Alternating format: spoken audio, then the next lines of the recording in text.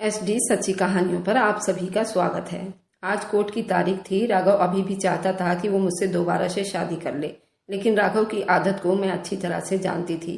वो बहुत जिद्दी इंसान था। मैं उसके साथ दोबारा से शादी नहीं कर सकती थी। राघव अपनी बेटी को भी खर्चा देकर जाता था। राघव ने अभी तक दूसरी शादी नहीं की और ना ही मैंने। राघव के माता पिता भी मेरी बेटी से मिलने आते हैं। वे लोग भी चाहते हैं कि ये रिश्ता दोबारा से हो जाए, लेकिन मैं अच्छे से जानती हूँ कि मैं अपनी बेटी की अकेले भी अच्छी परवरिश कर सकती हूँ। मुझे किसी की साथ की जरूरत नहीं है। अगर मुझे किसी साथी की जरूरत होगी तो आगे मैं खुद देख लूंगी, पर दोबारा राघव से तो मैं रिश्ता नहीं जोड़ूंगी। ये तो वही बात हो गई, थूक कर चाटने वाली। मेरी रिया भी अपने पिता से बहुत प्यार करती है और मैं भी रिया से बहुत ज्यादा प्यार करती हूँ। मैं रिया के बगैर कभी नहीं रह सकती और कोर्ट ने मुझे रिया की परवरिश की पूरी परमिशन दी है। कोर्ट में रिया से पूछा गया था कि तुम्हें किसके साथ रहना है, तो रिया ने कहा कि मुझे तो माँ के साथ रहना है। रिया पर मैंने ऐसा कोई दबाव नहीं बनाया था। फिर भी रिया को अपनी माँ के पास ही रहना था। पर रिया अपने पिता से भी बहुत ज़्यादा प्यार करती है। अब सुनिए मेरी पूरी कहानी। कहानी कुछ ऐसी थी। आज मुझे जरा सा बुखार था और मैं दवाई खाकर थोड़ा सा आराम कर रही थी। राघव कहने लगा, रागिनी यार मैं लेट हो रहा हूँ। मैं बहुत गहरी नींद में सोई हुई थी। शरीर में रात से ही दर्द था। लगता था जैसे कि बुखार हो। आंखों में भी जलन थी और आंखों से पानी भी निकल रहा था। सर में भी दर्द था। पूरा शरीर टूट रहा था। मुश्किल से मैंने आंखें खोली थी। मैंने कहा, राघव मुझे मेरी तबीयत ठीक नहीं लग रही है। मुझे देखकर उसने एक बोर सी शक्ल बनाई थी। मेरे माथे पर उसने अपना हाथ रखा और कहने लगा, रागिनी बस जरा सा ही बुखार है, तुम्हें उठो ना। जानती हो मैं तुम्हारे बगैर तैयार नहीं हो पाता। उसने मेरा हाथ पकड़कर मुझे उठाया। कहने लगा, बुखार की गोली खाओ, ठीक हो जाओगी। ये कहते हुए उसने मेरा कंधा थपथपाया था। फिर तौलिया पकड़कर बाथरूम में चला गया। मैं अपने खुले और बिखरे बालों को मुश्किल से समेटकर जूड़ा बनाया था। उठकर खड़ी हो गई। अलमारी से राघव के ऑफिस जाने के लिए कपड़े निकाले और अपने कंधों को अपने हाथों से दबाने लगी, क्योंकि ना खत्म होने वाले कामों का सिलसिला अब शुरू हो चुका था। मैं बहुत ज्यादा अमीर घराने से संबंध नहीं रखती थी, लेकिन अपने माँ बाप की इकलौती बेटी थी। मेरे माँ बाप ने मुझे शहजादियों की तरह रखा हुआ था। माँ बाप कहना ठीक नहीं होगा, क्योंकि मैं पापा की ही सबसे ज्यादा लाडली थी और उनकी शहजादी थी। कभी कभी तो मेरी माँ मेरे पापा से लड़ जाती थी। लड़की को क्यों इतना सर चढ़ा रहे हो? अपने घर जाएगी तो सास थोड़ी पकाकर खिलाएगी। तो मेरे पापा कहते, जब तक मेरे घर में है मेरी बेटी रानी है, उसे राज करने दो और भगवान ने चाहा तो अगले घर जाकर भी राज करेगी। पापा की याद आते ही मेरे चेहरे पर हल्की सी मुस्कुराहट आ गई थी। तभी मेरे दिमाग की घंटी बजी थी। याद आया मेरी सास शुगर की मरीज है। जब तक उन्हें सुबह का दवा ना दूं वह नाश्ता नहीं कर सकती थी। फटाफट से कमरे से बाहर आई थी। वह अपने कमरे में अपनी शुगर की दवाई ढूंढ रही थी। मैंने जल्दी से उनके पैर छूकर आशीर्वाद लिया और उनकी दवाई ढूंढकर उन्हें दे दी। कहने लगी, समय देखा है, भूख से मेरा बुरा हाल है और जब दवा खाऊंगी उसके 15 मिनट के बाद ही कुछ खाने को मिलेगा। मैंने कहा, मम्मी जी मेरे पूरे शरीर में दर्द था, ऐसा लगता था बुखार हो गया हो। कहने लगी, एक तो आजकल की लड़कियों में एक बड़ी प्रॉब्लम है, 4 काम किया ज्यादा करने पड़ जाएं, बीमार हो जाती हैं। अरे हमने तो पूरे पूरे ससुराल संभाले थे। जाओ अब जल्दी से नाश्ता बनाकर दो। मैंने कहा कि मम्मी जी बस 2 मिनट में। फटाफट से किचन में आई थी। पूरा शरीर अब भी दर्द कर रहा था। हालांकि उठते ही मैंने एक दर्द की गोली भी खा ली थी, लेकिन दर्द अब भी कम नहीं हुआ था। सास को नाश्ता बनाकर दे रही थी कि तभी राघव पुकारने लगा। उनकी आवाज मेरे कानों में गूंजी थी, मेरी लैपटॉप कहाँ है रागिनी? मुझे एकदम याद आया कि मैंने लैपटॉप तो रखना ही भूल गई थी। मैंने कहा, आ रही हूँ। मैंने फटाफट से नाश्ते की प्लेट, चाय का कप उठाकर अपनी सास के सामने रखा और तेजी से कमरे से चली गई। हालांकि अलमारी में सामने ही राघव की लैपटॉप रखी हुई थी, लेकिन राघव को कभी भी सामने रखी हुई चीज नजर नहीं आती थी। बस मुझे ही पुकारता रहता था। मैंने उसे लैपटॉप दी तो कहने लगा, अब एक जादू की छप्पी भी दे दो।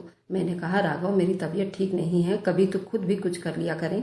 ये कहकर मैंने उसे जादू की छप्पी दे दी थी। उसकी शरारतें शुरू हो चुकी थी। अपने दोनों हाथ मेरे कमर पर रखकर मुझे अपने करीब कर लिया था। कहने लगा, स्वीट हार्ट ये तो सिर्फ एक बहाना है। ऑफिस जाने से पहले बस थोड़ी सी मोहब्बत तुम्हें करने का बहाना मिल जाता है और मेरा मूड फ्रेश हो जाता है और फिर ऑफिस के बाकी समय भी अच्छा से गुजर जाता है। मैंने कहा, अच्छा अब ज्यादा बातें मत बनाओ, छोड़ो भी मुझे। वैसे भी तबीयत ठीक नहीं है मेरी, कुछ भी अच्छा नहीं लग रहा है। मेरी बात सुनकर कहने लगा, बड़ी ही दिल दुखाने वाली औरत हो। उसने मुझे छोड़ते हुए कहा और फिर ड्रेसिंग के सामने कंघी करने लगा। राघव से मेरी पसंद की शादी थी। हम दोनों एक ही ऑफिस में काम करते थे। मैं एक मैकेनिकल इंजीनियर थी और मेरा बॉस मेरे काम की बहुत तारीफें करते थे। कहते थे कि रागिनी, तुम बहुत आगे जाओगी, तुम्हारी मेहनत, तुम्हारा हुनर तुम्हें एक दिन आसमान तक पहुंचा देगा। मेरा भी ऐसा ही सपना था, सपनों को छू लेने का। मैं अपनी मेहनत के बलबूते पर बहुत आगे निकल जाना चाहती थी। लेकिन फिर राघव से मुलाकात हो गई। उसने उसी समय हमारा ऑफिस नया नया ज्वाइन किया था। कुछ ही दिनों में मुझे ये एहसास होने लगा जैसे मैं उसकी नज़रों के घेरे में रहने लगी हूँ। वो मेरे आसपास कुछ ज़्यादा ही रहने की कोशिश करता, वरना दूसरी लड़कियों के सामने तो बड़ा एटीट्यूड में रहता था। और मेरा शक सही निकला था। 3 महीने के बाद ही राघव ने मुझे अपनी मोहब्बत का इजहार कर दिया था। वह काफ़ी हैंडसम था, सारी खूबियाँ उसके अंदर थी जिसे हम जैसी लड़कियाँ पसंद करती हैं। इसलिए उसकी मोहब्बत का जवाब मैंने मुस्कुरा कर दिया था। फिर तो जैसे हमारी मोहब्बत परवान चढ़ने लगी थी। 5 महीने में ही राघव का यह हाल था कि मेरे बगैर उसे चैन नहीं आता था। मैं एक दिन ऑफिस की छुट्टी ले लेती तो मुझे कॉल करता रहता था, मेरा पूरा दिन तुम्हें देखे बिना कैसे गुजरेगा। एक दिन मुझे बुखार था, 6ठे दिन ऑफिस में नहीं जा पाई थी। राघव मेरे घर पहुंच गया था। हालांकि मेरे घर का माहौल इतना आज़ाद नहीं था कि मेरे ऑफिस का कोई लड़का मेरा हाल चाल पूछने। मैं अपने कमरे में बेहाल लेटी थी जब माँ ने मुझे गुस्से से पूछा था, ये राघव कौन है। ये सुनकर तो मेरी आंखें पूरी खुली की खुली रह गई थी। मैंने कहा, क्यों माँ? कहने लगी, तुमसे मिलने आया है, कहता है तुम्हारे ऑफिस में काम करता है। मुझे नहीं पता था कि वह घर तक भी पहुंच जाएगा। मैं मुश्किल से उठकर ड्राइंग रूम तक गई थी। मुझे देखकर उसने मुस्कुराते हुए अपने हाथ में बड़ा फ्लावर बुक मेरी तरफ बढ़ाया था। मैंने धीरे से पूछा, ये क्यों लेकर आए हो? पागल हो गए हो क्या? माँ को ये सब पसंद नहीं है। वह कहने लगा, उसका इंतजाम भी बहुत जल्द कर लूंगा, तुम्हारे बिना नहीं रहा जाता। 5 दिन से मैं दीवाना बना फिर रहा हूँ, चेहरे पर मासूमियत लिए वह कह रहा था। मैंने हंसकर बात टाल दी थी, लेकिन वाकई कुछ दिन के बाद वह अपनी माँ के साथ मेरा रिश्ता लेने आ गया था। मेरी माँ ने खुद मुझे मेरी रजामंदी पूछी थी, मैंने हामी भर ली थी। पापा ने राघव से दूसरा सवाल नहीं किया था। कहने लगे कि जब रागिनी को कोई ऐतराज नहीं है तो मुझे भी कोई ऐतराज नहीं। मुझे अपनी बेटी पर पूरा भरोसा है, वह जो भी फैसला करेगी ठीक ही करेगी। शादी होते ही राघव ने जो पहले फरमाइश मुझसे की थी, मैं हैरानी से उसे देखती रह गई थी। कहने लगा, रागिनी, मुझे घर के अंदर रहने वाली पत्नियां पसंद है, टोटल हाउसवाइफ। मैंने कहा, राघव, तुम जानते हो कि मेरा सपना क्या है। मुझे उम्मीद नहीं थी कि राघव मुझे ये सब कह सकता है। उसने मेरे दोनों हाथ थामे और अपने होठों पर लगाए। कहने लगा, तुम मेरी पत्नी हो रागिनी, मैं तुमसे मोहब्बत करता हूँ, इसलिए मेरे सपने पूरे करो, अपने सपनों के पीछे मत भागो। उसकी नज़रों की तेजी उस समय अपनी चरम सीमा पर थी, इसलिए मैं चुप हो गई। मैं मानती हूँ कि उसने मुझसे मोहब्बत की थी, लेकिन बदले में मुझसे बहुत कुछ मांग भी लिया था। पहली कुर्बानी मैंने अपनी जॉब छोड़ने की दी थी, क्योंकि राघव को हाउसवाइफ पसंद थी। कुछ दिन के बाद जब राघव ने मुझसे कहा कि अब घरदारी में मेरी माँ का हाथ बटाया करो, तो मैं परेशान हो गई थी। मैंने तो कभी चाय तक नहीं बनाई थी। मुझे कुछ आता ही नहीं था। मेरी पढ़ाई ही बहुत टफ थी। उसके बाद जॉब और खुद को अपनी फील्ड में मनवाने के लिए मेरा सारा फोकस अपने काम की तरफ ही था। किचन में तो मैंने कभी झांक कर भी नहीं देखा था। मैंने राघव से कहा, मुझे तो कुछ भी बनाना नहीं आता। ये सुनकर उसने मुझे हैरानी से आंखें फाड़कर देखा था। कहने लगा, क्या मतलब कुछ नहीं आता? यार, लड़की होकर तुम्हें किचन का काम नहीं आता? तब तक मेरी आंखों से आंसू बहने लगे थे। मुझे यूं रोता देखकर वह घबरा गया था। मेरे पास बैठ गया, अपने हाथों से मेरे आंसू पोंछने लगा। कहने लगा, ओके ओके, टेंशन क्यों ले रही हो? मैं माँ से कह दूंगा, वह तुम्हें सब कुछ सिखा देंगी। मैंने कहा, राघव, वो मुझे ताने नहीं देंगी ना कि मुझे चाय तक बनानी नहीं आती? मेरी बात पर वह हंसने लगा। कहने लगा, नहीं नहीं, कुछ नहीं कहेंगी तुम्हें, लेकिन ऐसा हुआ नहीं था। मेरी सास ने मुझे सब कुछ सिखा तो दिया था, लेकिन बातें भी सुनाती थी। कहती थी, लड़कियों को तो ये काम बचपन से ही सिखा दिए जाते हैं। तुम्हारी माँ ने तो तुम्हें कोरा कागज बनाकर भेज दिया है। भला ऐसा भी होता है? कई बार खाना बनाते हुए मेरे हाथ भी जल जाते थे। कभी छुरी से सब्जी के बजाय उंगली भी कट जाया करती थी। मैं रोने लग जाती तो मेरी सास अपना माथा पीटने लगती। कहने लगती, फूहड़ लड़की को राघव ब्याह कर ले आया है, मुश्किल से ही सही, लेकिन कुछ ही महीनों में मैंने खाना बनाना सीख लिया था। धीरे धीरे मैंने सारे काम सीख लिए थे। राघव की मोहब्बत में बिल्कुल बदल कर रह गई थी। ऑफिस छोड़कर अब एक हाउसवाइफ बनकर रह गई थी। ऑफिस के पैंट कोट में हर वक्त तैयार श्यार रहने वाली रागिनी अब घर के सादा कपड़ों में घर के कामों में उलझ कर रह गई थी। बालों को संवारने तक का समय नहीं मिला था। काम ही खत्म नहीं होते थे। सास को दोपहर रात दोनों वक्त का ताज़ा खाना ही बनाकर देना पड़ता था।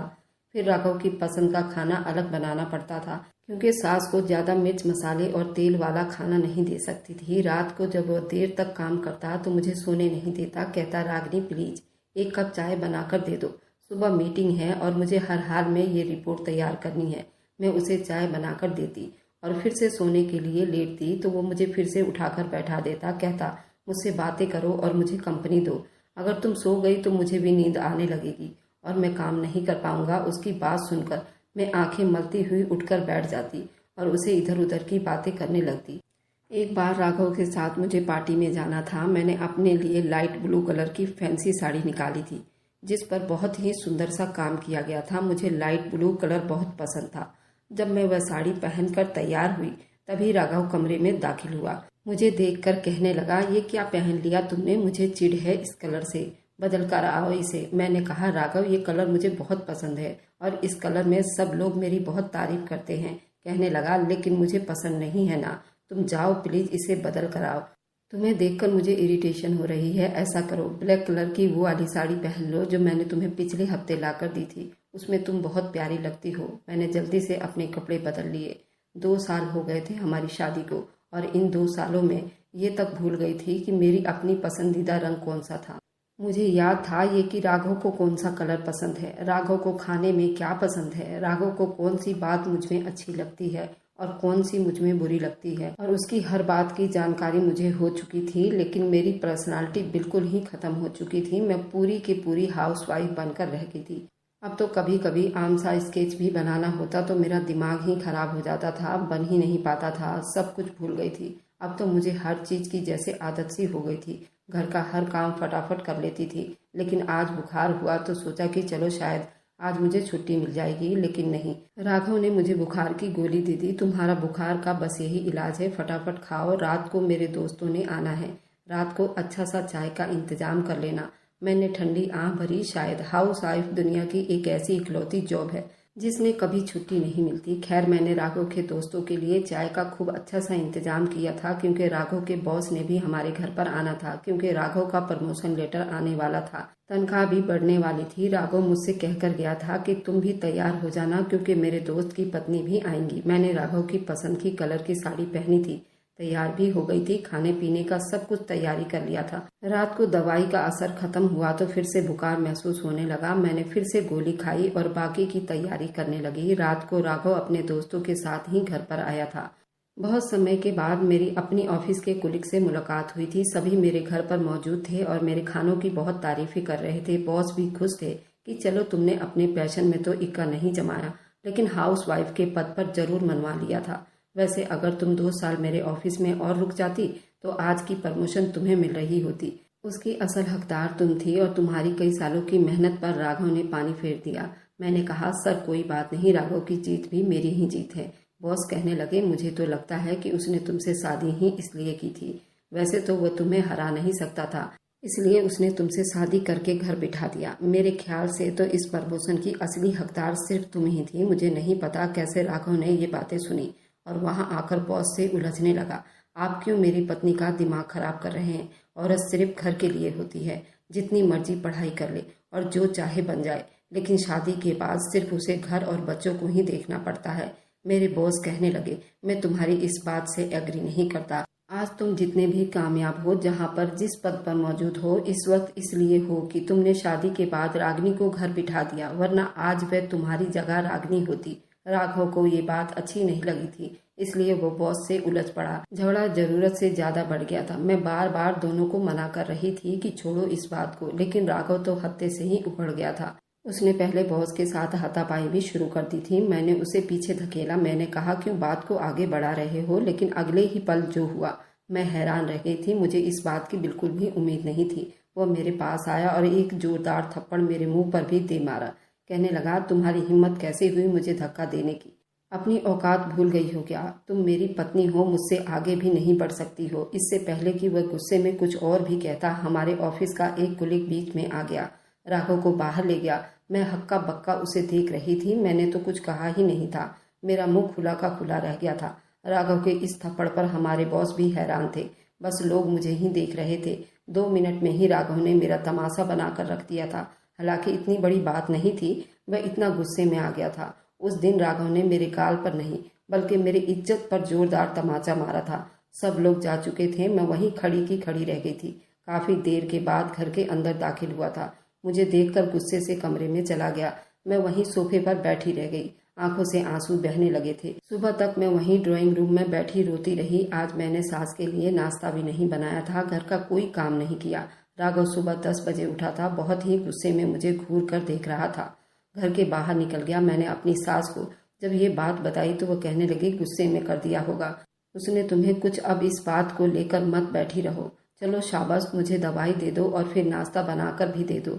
आएगा तो मैं उसे डांट दूंगी। ये कहकर तो उन्होंने बात को जैसे खत्म ही कर दिया था। लेकिन मेरे लिए ये बात इतनी छोटी नहीं थी। रह रहकर मेरे दिमाग में यही बात आ रही थी। मैं बार बार कोशिश करती कि इस बात को नज़रअंदाज कर देना चाहिए, लेकिन कर नहीं पा रही थी। मैंने रूटीन के सारे काम किया, लेकिन मेरे दिमाग में थप्पड़ की छाप नहीं जा रही थी। रात को राघव वापस आ गया था। मैं उस समय किचन में रोटियां बना रही थी। कहने लगा, अब जाकर प्रॉब्लम सॉल्व हुई। बॉस तो बहुत ज्यादा नाराज हो गए थे रात वाली हाथापाई से। वह तो मुझे नौकरी से ही निकाल देते, लेकिन मेरे कलीग ने मुझे समझाया कि तुम बॉस से माफी मांग लो। बॉस तुम्हें माफ भी कर देंगे और तुम्हारा प्रमोशन भी हो जाएगा। बॉस दिल के बहुत अच्छे हैं, देखना तुम्हें माफ जरूर कर देंगे। मैंने बॉस से माफी मांग ली और बॉस ने मुझे माफ भी कर दिया है। सारी प्रॉब्लम अब सॉल्व हो गई है। ऐसा करो, अब जल्दी से रोटी बनाओ, मुझे खाने को कुछ दे दो। बहुत तेज भूख लग रही है। वो तो यूं रिएक्ट कर रहा था जैसे कुछ हुआ ही ना हो, जैसे मेरे गाल पर मारा गया थप्पड़ कोई अहमियत ही ना रखता हो। बॉस से झगड़ा करने की अहमियत थी। अपनी गलती का एहसास हुआ तो उसने फौरन बॉस से माफी भी मांग ली थी, क्योंकि वह जानता था उसकी मेहनत पर पानी फिर जाएगा। उसे प्रमोशन नहीं मिलेगी और दोबारा नौकरी बड़ी मुश्किल से मिलेगी। लेकिन मेरा क्या, मैं पत्नी थी, इसलिए मेरे साथ वह कुछ भी कर जाता। सब अर्थहीन था। मैं उसके लिए कोई अहमियत नहीं रखती थी, जिसे जब चाहा थप्पड़ मार लिया जाए और फिर उसकी बात को नजरअंदाज कर दिया जाए कि सामने वाली औरत अगर तुम्हारी पत्नी है तो तुम्हें यह हक हासिल है कि जब चाहे उसको जलील करो, उसे थप्पड़ मारो और फिर सब कुछ भुलाकर ठीक हो जाएगा। मैंने खाना तो टेबल पर रख दिया था, लेकिन कुछ खाना नहीं खाया था। मैं भी कल रात से भूखी थी, लेकिन उसे मेरा एहसास नहीं था। मैं कमरे में आ गई। वह भी खाना खाकर कमरे में आकर कहने लगा, बहुत थक गया हूँ रागनी, पूरी रात मेरी टेंशन में गुजरी है। अब जाकर सब कुछ ठीक हुआ है। मैंने उसकी बात खामोशी से सुनी थी। अपने हाथ पर पहनी हुई चूड़ियां उतारकर ड्रेसिंग के दराज में रखे और सोने के लिए लेट गई। मैंने अपनी तरफ का लैंप ऑफ कर दिया था। राघव मेरे करीब आ गया। उसके इरादे भांप कर मैंने उसका हाथ पीछे किया था। मैंने कहा, राघव, मैं अब सोना चाहती हूँ। राघव कहने लगा, रागनी, कल से मेरा गुस्से के मारे बुरा हाल था। अपनी फ्रस्ट्रेशन दूर करना चाहता हूँ। मुझे सुकून चाहिए, जो मुझे तुमसे ही मिल सकता है। ये कहकर वह अपने दिमागी सुकून के खातिर मेरे जज्बातों को बिल्कुल घायल करके रख चुका था। क्या जिंदगी सिर्फ मर्द की होती है? औरत उसकी जरूरतें पूरी करने वाली सिर्फ एक मशीन है। उसे भूख लगे तो उसके खाने का इंतजाम करके दे, उसे जरूरत का सामान दे दे। परेशान टेंशन में हो तो उसके दिमाग को सुकून देने के लिए अपने आप को उसके सामने पेश कर दे। क्या औरत की कोई जज्बात नहीं होते? क्या उसे तकलीफ नहीं होती? क्या उसे दिमागी सुकून की जरूरत नहीं होती, या फिर उसे इज्जत की कोई जरूरत नहीं होती? मेरे साथ रात गुजारने के बाद उसे लगा कि अब सब कुछ ठीक हो गया है, इट्स ओके। लेकिन मेरे लिए सब कुछ ओके नहीं था। मैंने 2 दिन तक बहुत चाहा कि मैं उस थप्पड़ को भुला जाऊं, क्योंकि वह मेरे मुंह पर नहीं पड़ा था, अब मेरी इज्जत पर पड़ा था। मुझे सबके सामने रुस्वा किया गया था। मैं सब कुछ सह सकती थी, लेकिन अपनी इज्जत का तमाशा नहीं। जब मेरी बर्दाश्त से बाहर हो गया तो मैंने बैग में अपने कपड़े डाले और किसी से कुछ कहे बिना और बताए बगैर अपने माँ के घर चली गई। अभी मुझे मायके आए हुए 2 घंटे नहीं हुए थे, राघव की कॉल आ गई। कहने लगा, ये क्या हरकत की तुमने? जानती हो ना कि मेरी माँ ताज़ा खाना खाती है। तुमने खाना भी नहीं बनाया और मुंह उठाकर मायके चली आई हो। रात को तुम्हें लेने आ रहा हूँ। मैंने कहा, राघव, मुझे तुम्हारे साथ नहीं रहना। मेरी बात सुनकर वह कुछ देर के लिए चुप हो गया था। कहने लगा, दोबारा से कहना, क्या कहा है? मैंने कहा, मुझे तुम्हारे साथ नहीं रहना दीपक। ये सुनकर कहने लगा, तुम्हारा दिमाग खराब तो नहीं हो गया? होश में तो हो तुम? क्या कह रही हो? मेरा सब्र अब जवाब दे गया था। मैंने तेज आवाज में चीखते हुए कहा था, मेरा दिमाग बिल्कुल ठीक है, मुझे डिवोर्स चाहिए तुमसे। सुनाई नहीं दे रहा तुम्हें? Raghav, I hate you. ये कहकर मैंने फोन बंद कर दिया था। मैं अब तक खामोश थी, लेकिन अब फूट फूट कर रोने लगी। मेरे रोने की आवाज पर मेरे माँ बाप मेरे कमरे में आ गए। परेशान हो गए। मुझसे वजह पूछने लगे। मैंने सारी बात उन्हें बता दी। मेरी माँ कहने लगी, ऐसी भी कौन सी बड़ी बात हो गई है, तुम जरा सी बात पर डिवोर्स लेना चाहती हो, क्या दिमाग खराब हो गया है तुम्हारा? अरे एक थप्पड़ ही तो मारा है, इतनी बड़ी बात नहीं है। मैंने हैरानी से अपनी माँ को देखते हुए कहा था, माँ एक थप्पड़ नहीं था, मेरी इज्जत का तमाशा बना दिया था उसने। मेरी माँ मुझे समझाने लगे, यूं ही घर नहीं बसते, बहुत कुछ सहना पड़ता है। मैंने कहा, तो सहा तो सही, सब कुछ सहा, खुद को उसके खातिर बदल कर रख दिया, लेकिन थप्पड़ बर्दाश्त नहीं करूंगी, वह नहीं सह सकती। मेरी माँ कहने लगी, अच्छा ठीक है, हम राघव से बात करेंगे, समझाएंगे उसे, अब नहीं मारेगा वो तुम्हें। मैंने कहा, अब क्या मतलब है माँ, उसने मारा ही क्यों? मेरी माँ कहने लगी, एक ही बार मारा है ना। मैंने कहा, एक ही बार क्यों मारा? मैंने अपने पापा की तरफ देखा। मैंने कहा, मेरे 2 निवाले आप पर बोझ है पापा। मेरा ये कहना था कि मेरे पापा की आंखें गीली हो गई थी। उन्होंने नाम में सिर हिलाया। कहने लगी, नहीं, तुम मुझ पर पहले भी बोझ नहीं थी और न मुझ पर अब बोझ हो। मैं तुम्हारे साथ हूँ। कुछ घंटे के बाद ही राघव हमारे घर पर आ गया। मेरे पापा ने साफ कह दिया, वो यहाँ से नहीं जाएगी। रागनी तुमसे बात नहीं करना चाहती, लेकिन वह जिद पर अड़ा हुआ था। कहने लगा, रागनी से बात किए बगैर नहीं जाऊंगा, बल्कि उसे अपने साथ लिए बगैर नहीं जाऊंगा। बुलाइए उसे, समझ क्या रखा है उसने रिश्तों को? क्या कोई तमाशा है, कोई खेल है कि वो मुंह उठाकर डिवोर्स मांग लेगी? मेरी माँ ने मेरे कमरे की तरफ इशारा कर दिया। कहने लगी, मैं तो समझा समझा कर थक गई हूँ, तुम ही उसे समझाओ। मैं अपने कमरे में बैठी थी जब वो मेरे कमरे में बड़े गुस्से से दाखिल हुआ था। मेरा दरवाजा भी जोर से बंद किया, मेरे पास आकर बैठ गया। कहने लगा, क्या तुमने जरा सी बात का पतंगड़ बना लिया है? क्या किया है मैंने कहा, तुमने मेरे मुंह पर थप्पड़ मारा है। मैंने ये हक किसी को नहीं दिया कि कोई मुझे भरी महफिल में यूं जलील करे। वह कहने लगा, मैं कोई नहीं बल्कि तुम्हारा पति हूँ। उस वक्त मैं गुस्से में था और अचानक ही तुम्हें थप्पड़ मार दिया था, लेकिन ये बात इतनी बड़ी तो नहीं। मैंने कहा, तुम होते कौन हो मुझे थप्पड़ मारने वाले? मैंने ये हक किसी को नहीं दिया तो नहीं दिया, पति को भी नहीं, कि वो मुझे जब चाहे सबके सामने थप्पड़ मारता रहे। मुझे नहीं रहना तुम्हारे साथ, मुझे डिवोर्स चाहिए। कुछ देर तक वो मुझे घूर कर देखने लगा। कहने लगा, तुम्हें थप्पड़ याद है? तुम्हें ये याद नहीं मैंने कितनी मोहब्बत दी है तुम्हें, कितना चाहा तुम्हें खाना बनाना नहीं आता था, लेकिन मैंने तुम्हें कभी इस बात का ताना नहीं दिया, बल्कि मेरी माँ ने तुम्हें खाना बनाना सिखाया था। मैंने भी तो सब कुछ बर्दाश्त किया था ना, क्योंकि मुझे तुमसे मोहब्बत है। मेरी सारी मोहब्बत भूल गई तुम? बस याद है तुम्हें एक थप्पड़? मैंने कहा, तो क्या मैंने तुम्हें बदले में मोहब्बत नहीं दी? क्या तुमसे मैंने प्यार नहीं किया? राघव, मैंने तुम्हारे लिए खुद को बदल कर रख दिया। मुझे तो ये तक याद नहीं कि मुझे कौन सा रंग पसंद है, बस ये याद है कि तुम्हें कौन सा रंग अच्छा लगता है। मुझे खाना बनाना नहीं आता था। मैंने तुम्हारे लिए बस सब कुछ सीख लिया, अपनी पर्सनैलिटी को बिल्कुल बदल कर रख दिया। मैंने खुद को तुम्हारे रंग में रंग लिया। वह कहने लगा, तो क्या एहसान किया है तुमने मुझ पर? रागनी, शायद तुम भूल गई हो, जो कुछ तुमने किया है। हमारे समाज की हर औरत अपना घर बसाने के लिए यही सब कुछ करती हैं। अपने पति के घर के माहौल में खुद को ढाल लेती हैं, उसी के रंग को अपना रंग बना लेती हैं और अपना घर चलाती हैं। एक थप्पड़ पर डिवोर्स नहीं मांगती। मैंने कहा, लेकिन मुझे चाहिए। मैं तुम्हारा ये थप्पड़ भूल नहीं पा रही हूँ और इस थप्पड़ की छाप के साथ तुम्हारे साथ नहीं रह सकती, तुम्हारे साथ सो भी नहीं सकती। वह कहने लगा, अगर मैं तुम्हें डिवोर्स ना दूँ तो तुम क्या कर लोगी?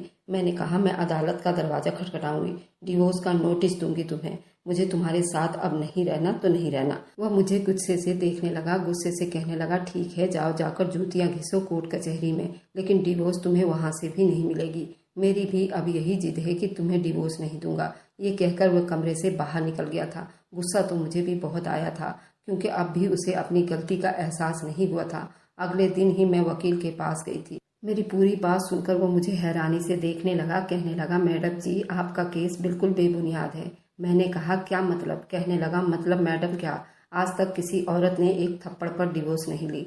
जिस समाज में हम रहते हैं वहाँ 80% औरतें अपने मर्दों से मार खाती हैं, लेकिन डिवोर्स नहीं लेती। मैंने कहा, क्या हमारे समाज का यही उसूल है कि जुल्म सहने को बहादुरी समझा जाता है? अगर पहले औरत ने अपने पति के पहले थप्पड़ पर उससे डिवोर्स ले ली होती तो दोबारा किसी की हिम्मत नहीं होती। मेरी बात सुनकर उसने गहरी सांस ली थी। कहने लगा, मैंने आज तक जितने भी केस लड़े हैं कभी हारा नहीं हूँ, लेकिन मुझे नहीं लगता कि इस केस में कुछ ऐसा है कि मैं अपना ये केस जीत पाऊंगा। मुझे लगता है कि मैं अपना समय खराब करूंगा। मैंने कहा कि इसका मतलब आपको ये डर है कि मेरा केस आप हार जाएंगे। देखिए, मैं आपको आपकी फीस जरूर दूंगी, लेकिन मुझे डिवोर्स हर सूरत में चाहिए। मेरी बात पर वह जरा सा मुस्कुराया था। कहने लगा, हिस्ट्री में ऐसा पहली बार हुआ कि एक औरत ने अपने पति से सिर्फ एक थप्पड़ के लिए डिवोर्स ले ली थी।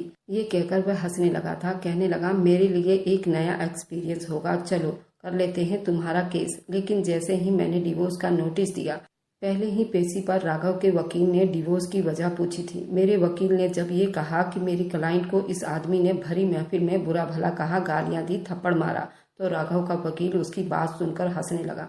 कहने लगा, ये तो हर घर में होता है। अगर हम इस बात को इतना प्रमोट करेंगे तो फिर हर औरत अपना घर बसाने के बजाय डिवोर्स लेकर बैठ जाएगी। मैंने कहा, अगर हम इस चीज को नजरअंदाज करेंगे तो तुम मर्द जब चाहे औरत को जहां चाहोगे जलील करोगे और अपने जुल्म का निशाना बनाते रहोगे, जैसा कि हमारे समाज में हो रहा है। मुझे अफसोस है कि मेरे पति का वकील जुल्म को प्रमोट करने पर तैयार है, जुल्म के खिलाफ आवाज उठाने वाले को गलत साबित करने पर तुला हुआ है, वह भी कुछ पैसों की खातिर। मेरी बात सुनकर उसने अपना चश्मा नाक के ऊपर चढ़ाया था और कहने लगा, बाकी की बात अगली तारीख पर करेंगे। लेकिन इससे पहले ही मेरी तबीयत खराब होने लगी। मैं डॉक्टर के पास गई तो जो खबर उसने मुझे सुनाई, मेरे होश उड़कर रह गए थे। वह कहने लगी, तुम प्रेग्नेंट हो। पिछले 2 साल से मैंने बहुत चाहा था कि मैं प्रेग्नेंट हो जाऊं, लेकिन ऐसे मौका पर यह सब कुछ ठीक नहीं था। लेकिन मैं अपने बच्चे को मार भी नहीं सकती थी, मजबूरन ही सही।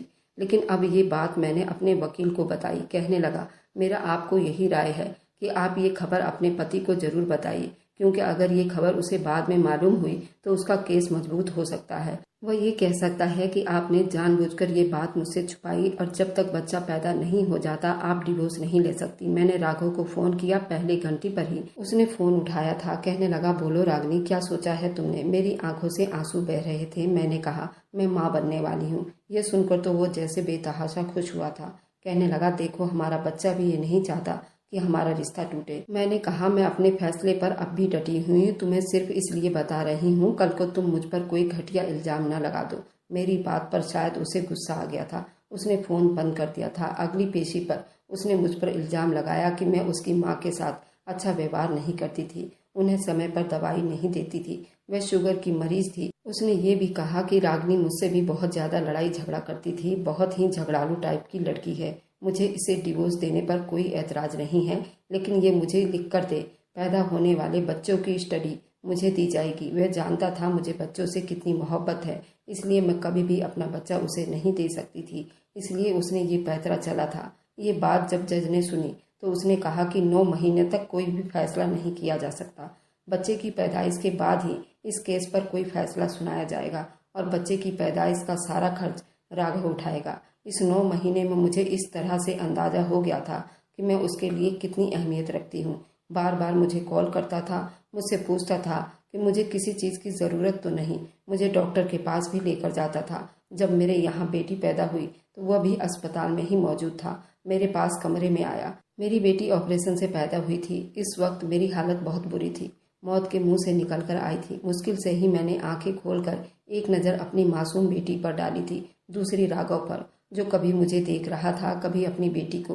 मुश्किल से ही सही, लेकिन मैंने अपने हाथों के सहारे से बैठने की कोशिश की थी। जल्दी से राघव मेरे पास आया था ताकि मुझे सहारा देकर बैठने में मेरी मदद कर सके, लेकिन मैंने मना कर दिया था। मैं खुद उठकर बैठ गई थी, अपनी बेटी को गोद में ले लिया, उसे सीने से लगाकर प्यार किया।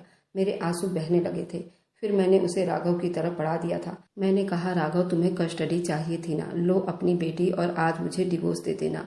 वह कहने लगा, अब आ गई ना तुम्हें अकल ठिकाने, चलो मेरी बेटी मुझे लौटा दो और मैं तुम्हें कोर्ट में डिवोर्स दे दूंगा। मैं राघव को एक टक देखने लगी। राघव को अपनी गलती का जरा भी एहसास नहीं था। वह एक जिद्दी किस्म का इंसान था। मैं उसके साथ बिल्कुल भी नहीं रहना चाहती थी। मैंने राघव के हाथ से फौरन अपनी बेटी ले ली और पुलिस को फोन कर दिया और पुलिस से कहा कि राघव मेरी बेटी को लेकर जा रहा था। मैं अपनी बेटी उसको कोर्ट में दूंगी। और अगली पेशी पर राघव ने मुझ पर बहुत ज्यादा इल्जाम लगाए। वह अपनी गलती मानने के बजाय मुझ पर हर पेशी पर इल्जाम लगाता रहा, लेकिन धीरे धीरे उसका केस कमजोर होता गया और मैंने राघव से डिवोर्स ले ली। आज मेरी बेटी 5 साल की है और मैंने अपना जॉब भी फिर से शुरू कर दिया था और अच्छी खासी सैलरी हर महीने उठाती थी। अपनी बेटी की परवरिश भी मैं बहुत अच्छे से कर रही थी। राघव कभी कभार अपनी बेटी से मिलने आया करता था। अब उसको अपने किए पर पछतावा था। आप लोग बताइए कि मुझे आगे क्या करना चाहिए। अगर आपको आज की कहानी पसंद आई है तो वीडियो को जरूर लाइक कीजिएगा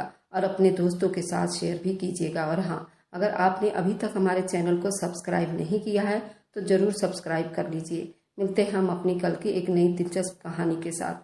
मुझ पर सदा अपना प्यार और स्नेह बनाए रखें। सभी को मेरा प्यार भरा नमस्कार दोस्तों।